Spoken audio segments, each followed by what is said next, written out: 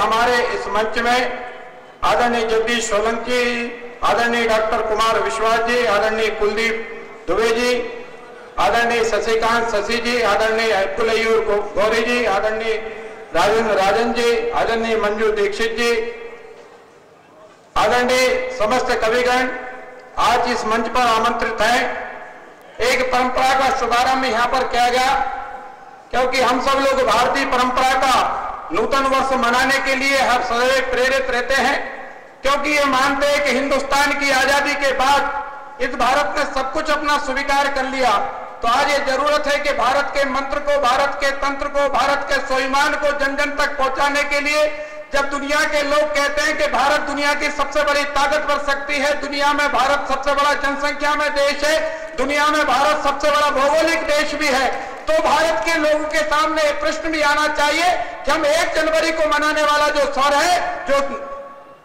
जो नया वर्ष है, वो हमारा अपना वर्ष नहीं है। अगर हमारा अपना वर्ष है तो गुड़ी पड़वा से प्रारंभ होता है, और इसलिए वर्ष के प्रारंभ के लिए हमने आयोजन किया गया। 31 दिसंबर की रात को जो कुछ भी घटनाएं घटित होती हैं, जितनी मारकाट होती है, जितने भयानक दृश्य आता है, टीवी के समाचार बनते हैं, लोग लिखते हैं कि इतने लोग दारू पीकर मारे गए, इतनी हत्याएं हुई, इतनी लूट हुई, लेकिन ये भारत का ही वर्ष है कि जिस दिन भारत का नूतन वर्ष प्रारंभ होता है, संपूर्ण हिंदू समाज नहीं, संपूर्ण भारतवासी व्रत धारण करते हैं, कोई अपराध की प्रवृत्ति का त्याग करते हैं, देवी की स्तुति करते हैं। हम राम की नवमी मनाते हैं तो इसी कैलेंडर के आधार पर, महावीर की जयंती मनाते हैं तो इसी पंचांग के आधार पर, गुरु नानक जी की जयंती मनाते हैं तो इसी पंचांग के आधार पर, महात्मा गौतम बुद्ध की जयंती मनाते हैं तो बौद्ध पूर्णिमा इसी पंचांग के आधार पर, हम अपने बेटा और बेटियों का शादी ब्याह करते हैं तो इसी पंचांग के आधार पर। जब सब कुछ हम इस पंचांग के आधार पर करते हैं तो हमारा नया साल भी हम इसी वर्ष और इसी दिन से भी शुभारंभ क्यों न करें।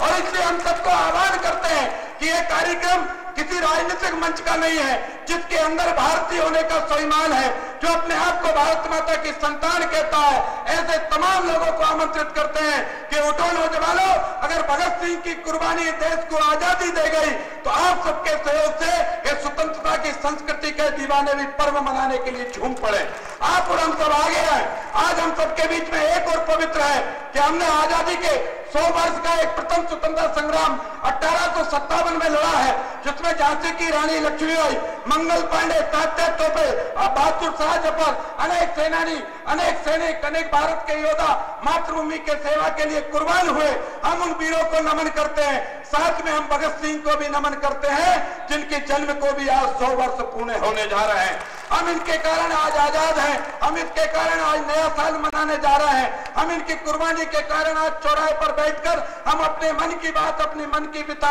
अपने कवियों के वाणी से सुनने के लिए आज हम बेताब हैं। इसलिए ऐसे शहीदों को भी हम बारंबार प्रणाम करते हैं, आप सबको भी नमन करते हैं और आप सबसे प्रार्थना करते हैं कि आप नए साल का अगर किसी को शुभकामना दें, आप नए साल की किसी को बधाई दें, आप नए साल का किसी को संदेश दें, तो गुड़ी पड़वा और चेटी चांद से जो नया साल प्रारंभ होता है, इसका बधाई संदेश दें, इसके शुभकामनाएं दें। ऐसे में आप सबसे प्रार्थना करता हूं, आज भारत के अनेक कवि यहाँ पर विराजमान है और कई विद्वान हैं। कुछ कवियों को हम 2-3 साल प्रतीक्षा के बाद वो आज हमारे कार्यक्रम में यहाँ पर आए। मैं राजा भोज की पवित्र नगरी में उन सबका हार्दिक स्वागत। ये वैसे तो प्रदेश की राजधानी है, पर ये वैचारिक राजधानी बने, ये राजा भोज की राजधानी बने, ये संस्कृति की राजधानी बने, ये संस्कार की राजधानी बने। इसलिए मैं कविवरों को प्रार्थना करता हूं कि जिन कवियों की वाणी के कारण ये देश आजाद हुआ, पूरे भारत में नई जवानी का अगर संकल्प लिखने के लिए अगर हमारे